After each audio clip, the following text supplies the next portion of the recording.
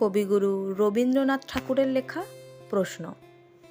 ভগবান, তুমি যুগে যুগে দূত পাঠাইছ বারে বারে দয়াহীন সংসারে। তারা বলে গেল ক্ষমা করো সবে, বলে গেল ভালোবাসো। অন্তর হতে বিদ্বেষ বিষ্ণাস, বরণীয় তারা স্মরণীয় তারা, তবু বাহির দ্বারে আজি দুর্দিনও ফিরানু তাদের ব্যর্থ নমস্কারে। আমি যে দেখেছি গোপন হিংসা কপট রাত্রি ছায়ে হেনেছে নিঃসহায়ে। আমি যে দেখেছি প্রতিকারহীন শক্তের অপরাধে বিচারের বাণী নীরবে নিভৃতে কাঁদে।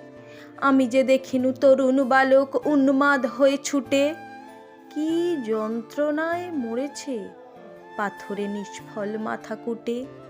কণ্ঠ আমার রুদ্ধ আজিকে বাঁশি সঙ্গীত হারা, অমাবস্যার কারা লুপ্ত করেছে আমার ভুবন দুঃস্বপ্নের তলে।